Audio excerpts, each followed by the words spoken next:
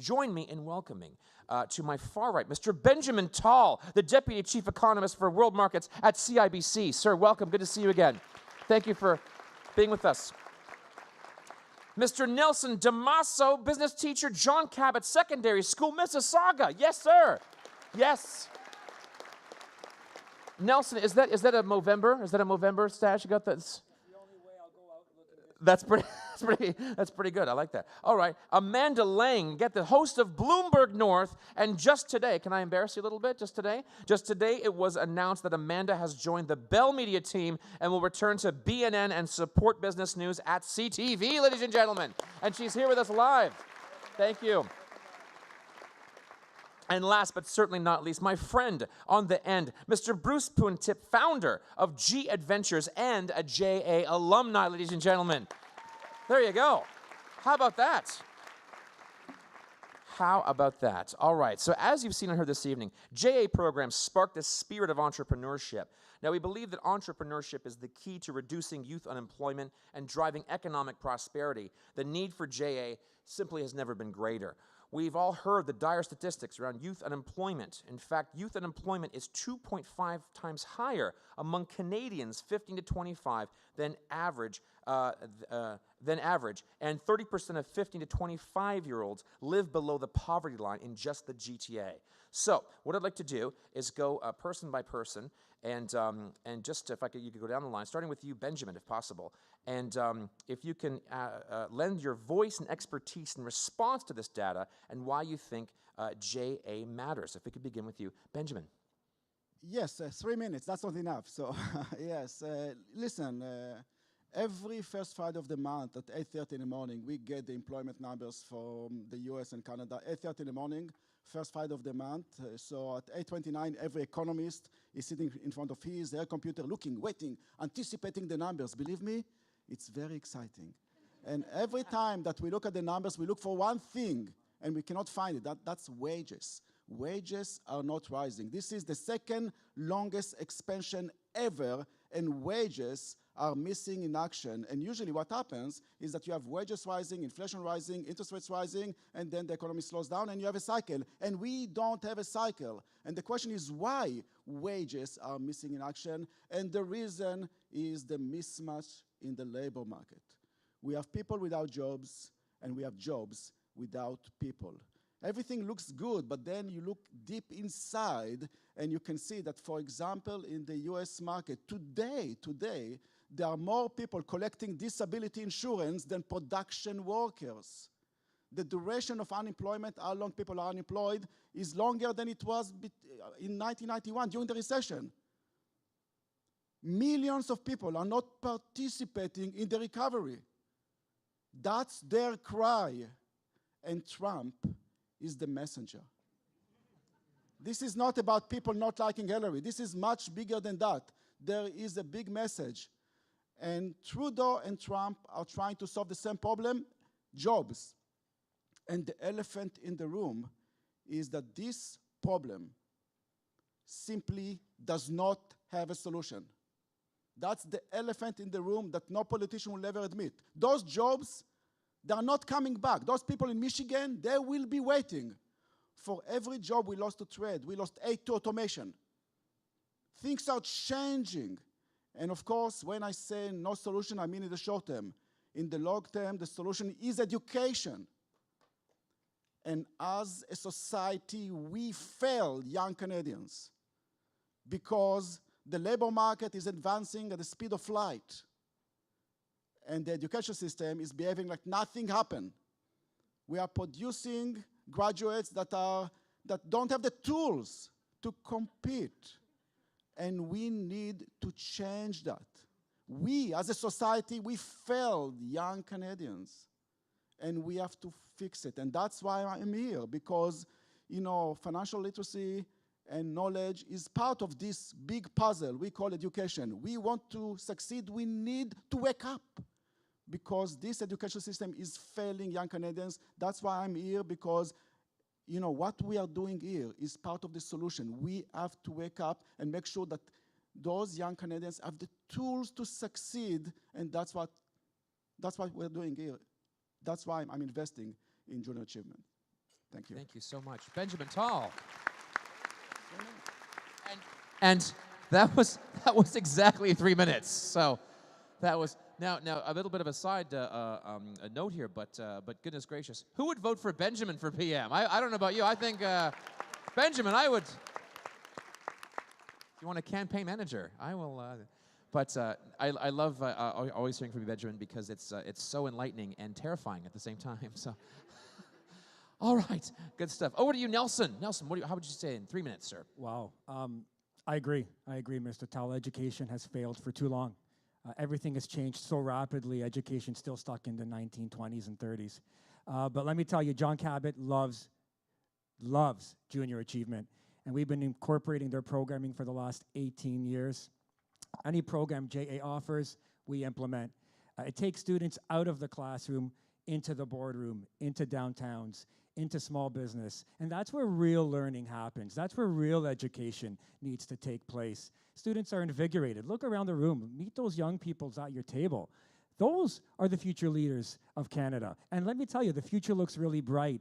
Call me the eternal optimist, but I think Canada's on the right path. But we can't do it together. Sorry, we can't do it alone. We have to do it together. We have to do it with our schools, with our organizations, with the generous sponsors who are here. And thank you for your donations, because you do make a difference every day in our classrooms. And I hope our students are going to make a difference every day on Main Street when they leave. I love seeing students coming back from JA, whether it's JA Titan, JA Company Program, JA In-Class Program. They're invigorated. They're optimistic. They're ambitious. They're prepared for what the world is going to throw at them, even though they have no idea what it will be. They have those transferable skills because JA does that to every student. My challenge, we need more schools participating in more JA programs, which means we need more donations from the stakeholders, be it the billion-dollar banks, be it the small business, be it the Ministry of Education. We need more students participating in more JA programming. It's so bright, and the future is bright, but we need more students to get that spark, pun intended. And that spark is going to come from getting into the communities, seeing the impact that decision-making is going to yield, not only financially, but socially. We do a lot of social justice issues at our school. We are making a difference, you're making a difference, but we need to do more. And for that reason, I beg you, I implore you, get involved, whether it's in donations in kind, whether it's money. Money is always good. But we really need more volunteers to leverage curriculum from classroom to boardroom, from Main Street to Bay Street. And what we've done thus far is great, but there is a big youth unemployment problem. There are no jobs, so I want young people to hire and create their own jobs. And JA does that. And for that reason, that's why I'm all in for JA. Excellent. Wow. Phenomenal answer, Nelson. Thank you. And 25 seconds less than Benjamin. Just want to point that out. That's a business teacher right there. Efficient, on time. You also won the award for best socks on stage as well. Those are fantastic socks. True story, that was a gift from a student. A JA student? A JA student. See, it's just a full circle. Full circle. Excellent. Amanda, only 3 minutes, unfortunately, but how would you answer that question? So I'm, as a business reporter, as a Canadian, and as a mother, I've become increasingly interested in the gap. We have a gap. And in Canada, the gap is between our raw potential and what we actually produce. And it's been a gap that's been robbing us of wealth for decades. So to give you an example that Benjamin would know well, we are a country of ideas. We produce more ideas at the raw material level, so PhDs, intellectual property, new business ideas, but we do not capitalize on them. We give them away. Quite literally, we sell them to other companies or we just hand them over. And the gap is our ability to do something with what we've got. As a mother, I look at my own son. He's got all the raw material. My question is, does he have the tools he needs to do something with that raw material? And when it comes to young people in business, one thing we know is they want to create. You saw the stats yourself. Young people, including the people in this room, want to build businesses. They want to work for themselves. And that's a good thing because the jobs of the past are gone. Creating your own job is a wonderful path. But there are a couple of things we don't teach young people. One, we don't teach, they learn it by accident if they're lucky, is how to survive failure. We all know this, but I'll tell you as a parent, you can know that intellectually, but actually practicing it is terribly hard. Letting your child or your student fail and suffer through something is hard. But in a program like JA, kids learn that. They learn that failure can be okay. You can survive it and live again. There's something else that JA teaches that many, many Canadian workers, even those who aren't entrepreneurs, need to know, and that's how to sell. We don't teach sales. We don't teach it in high school. We don't teach it in university. There is no sales program at any university, in any business program, and that's confounding because I don't care what your job is, I guarantee there's a component of it, and it's usually a fairly big one, that has to do with selling something. Yourself in a meeting, your idea to a colleague, or a product to somebody outside. So programs like JA teach kids, how to actually market and sell something. And a big piece of selling is risking rejection. You can tolerate that once you've done it a few times and you know that you'll survive. So for me, narrowing the gap and taking this next generation that has all the potential in the world and that understands things we don't, we older people on this stage, don't really, about new technologies, about new businesses, because there are outliers among us, the Bruce Poon-Tips of the world, who naturally come by this stuff. Most of us need to be conditioned to learn failure, to learn to sell, to learn to jump over this big gap between our raw potential and what is possible. And I'm a big believer in what's possible for Canada, for our businesses, and most of all, for this next generation of young people. And that is why I believe in JA. Brilliant answer. Thank you. Amanda Lang, that's such a brilliant answer. And so true. So true. How the concept of selling is not taught. It's so true. Very true. So speaking of a very good salesman and a good speaker and a good entrepreneur, last but certainly not least, Mr. Bruce Poon-Tip, what do you have to say about that? Well, I guess speak as going through the program. So I'm a big fan of JA. I'm going to sound like a huge paid advertisement for JA because I think JA in many ways found me. So as an immigrant growing up in Calgary, I found this program that identified very early that I had the skills to be special. And I became an entrepreneur. I started a business and I did well. I won a gold medal from Junior Achievement when I was 14 years old. As a country, we have to keep, we're having a problem with brain drain. We need to keep entrepreneurs in the country. In order to do that, we have to identify them earlier. We have to identify entrepreneurs as early as possible so we can get them. Like in any other industry or even in sports, they're trying to find our talent as young as possible. And there's no vehicle in this country other than JA to identify the talent that we have at a very young age. JA teaches us how broad of a term entrepreneurship is. There's different types of entrepreneurs, and I was just sitting at my table and got questions from young people about, how do you know you're an entrepreneur, or you're nervous about an idea. There's different types of entrepreneurs, and you can identify yourself within a program like JA, because if there's people working at Federal Express or IBM that are entrepreneurs. They have entrepreneurial thinking. There's people that run franchises and corner stores, and they're entrepreneurs. But the people that change industries or put new products in front of you that you've never thought of before are very rare. And those are the ones that we have to identify early and keep them in the country and keep them, and give them the tools they need at a younger age, mentorship, coaching, through a program like JA, to get to nurture their ideas. And I feel that I was very lucky to find the program. I often say that JA found me because I was a lost immigrant with 7 children. My parents moved to the country with 7 children. And I found this program that told me that I was special. I started 2 companies before I joined JA. I started 3 companies before I turned 16, I was a weird kid. Let's just get that out there.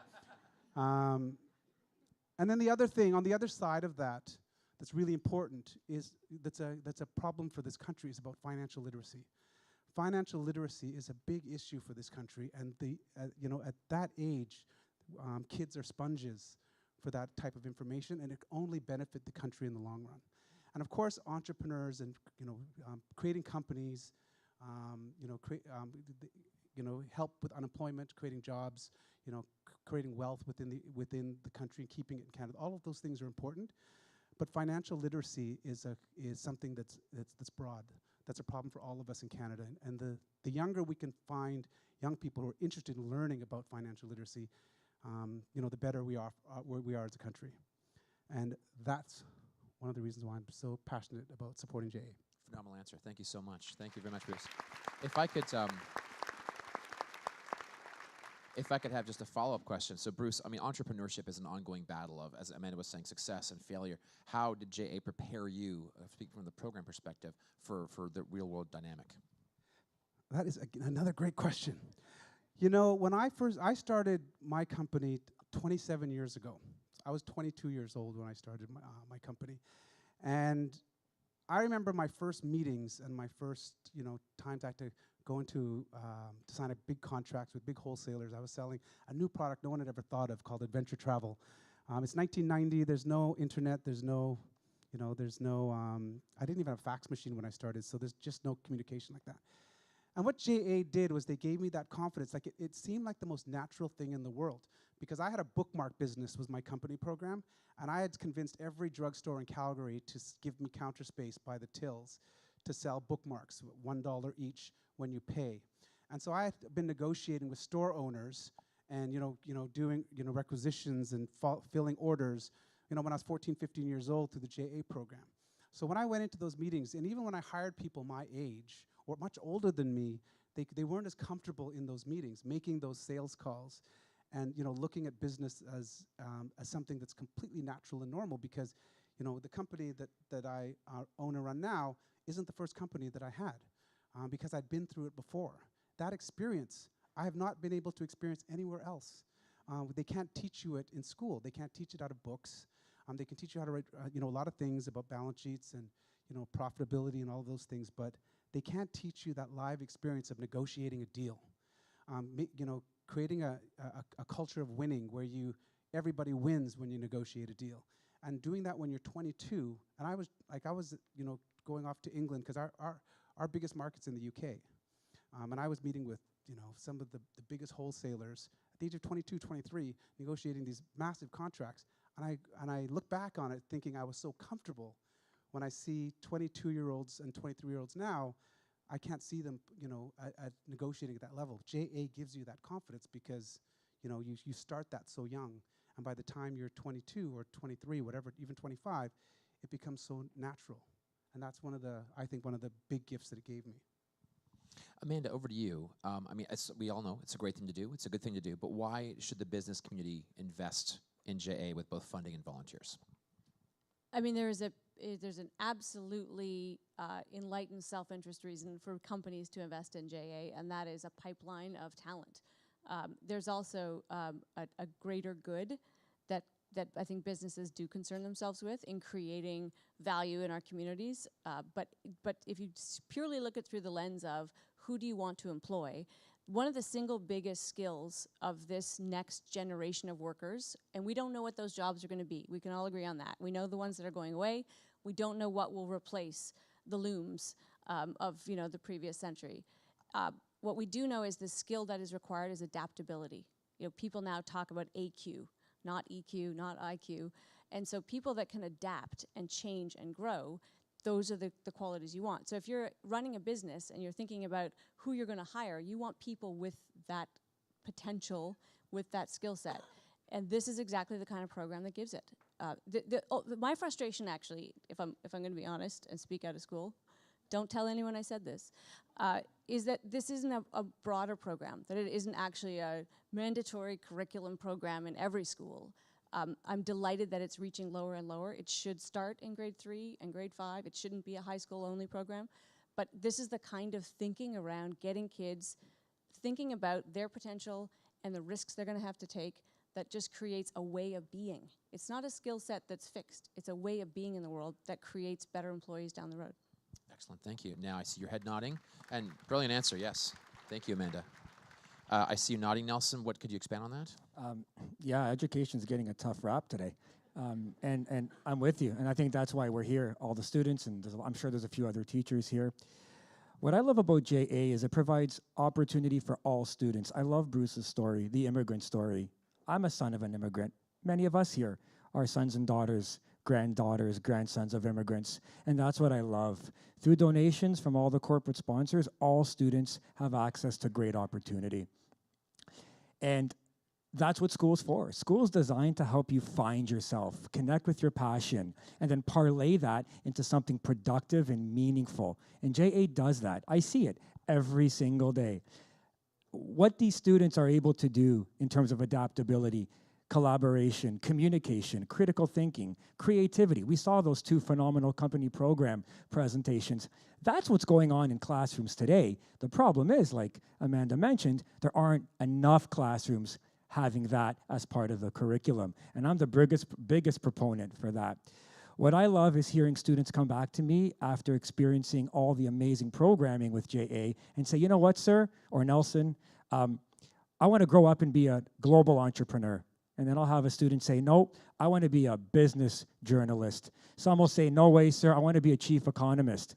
Some will even be so bold and say, I want to be a world famous comedian. And I think that's the best part of JA. It helps students find their place in the economy. And a vibrant economy has a place for everybody. And that's why any JA program I will welcome into our classroom, also known as the boardroom. So thank you. Wow, excellent answer. Very good answer. And if I could just on a personal note, I know that I've been to your school several times, Nelson. I have to say, often the unsung heroes of this program are those business teachers that are in the high schools that are really pushing and promoting and getting those kids out. So hats off to you, because I don't think you hear it enough, but really good job you guys are doing. Thank you. Phenomenal job. Yeah. When you coming back? Anytime, let me know. Let me know. Now, speaking of coming back, you know what, Benjamin, you've been in the classroom teaching a program. First of all, my first question was, did the students know who they had teaching? Did they understand the gravity of who they had teaching? And then, why did you do it? Good question. Why did I do that? Because try to say no to Jan and the group. They will not take no for an answer, but quite frankly, listen, I think I'm getting more out of it than they do, because you talk about optimism, and clearly that's what you need when you see the kids. The kids are the source of everything, and you know what? I look at my numbers and I get depressed, and then I go and see the kids, and I see the spark that you were talking about, and that's where I get my optimism. So I know that we have to do a better job to help them. And you know, they need it more than ever, because you know it's becoming more and more complicated. You know, they asked once Albert Einstein, what is the most significant force in the universe? Now you'll expect it will say like a massive black hole or something like that. He said compound interest. And then he said, you know, if you get it, you win. If you don't get it, you lose. And I want our kids to get it. And that's why I think that we have to start early. And talking about interest rates and power, you know, interest rates are very low now, and they will stay low because of all the things that we discussed. So in the past, it was easy. You know, you basically invested in GIC, and you double your money in 10 years. Today, you have to outlive Moses to basically.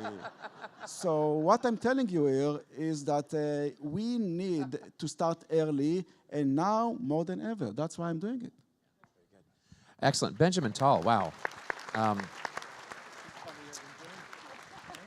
You can see Benjamin this week at Yuck Yucks on stage. He's going to be headlining this week. He does everything. My goodness gracious. We have about 2 minutes left. Just closing thoughts. What would you say has been your best aha moment with a student, or your best experience with JA? Bruce, let's start with you. Either yourself or with a student. Oh, geez. I think it's getting a chance to sit down with students. I've had a lot of quite a few opportunities to sit down and meet students and really chat with them. And I think getting to know students and helping them find themselves. And you know, I obviously I'm big into the entrepreneurial side of business, and so especially helping people define where they are as an entrepreneur, their motivation. I find that very rewarding. But just inspiring and mentoring in any way young Canadians to think that they can accomplish their dreams here. I mean, Canada's been incredibly great for me, and I feel it's a big responsibility for me to make sure that what I didn't have was that mentor to tell me that, you know, I can do everything and I can create a global brand from here. Amanda? Well, first of all, I'm going to get my son compound interest for Christmas. When I meet the young people that have gone or are going through this program, I am always impressed by their poise, by their confidence, by their enthusiasm, by their ideas, and that can't be a coincidence. There may be a certain self-selection that goes on, and the kids that gravitate towards JA, which to me is another argument for expanding the potential pool of candidates that can be in this program. But these kids impress me every single time. I'm sorry I keep calling you kids. These amazing young people. And so all I can say is I'm overwhelmed every time at how amazing they are, and I'm just gratified to be around them, to be around you. So thank you all, for all of you who are here. Thank you for being here. Yes, excellent. Nelson. I have aha moments every day, and I think that's why I didn't go into banking.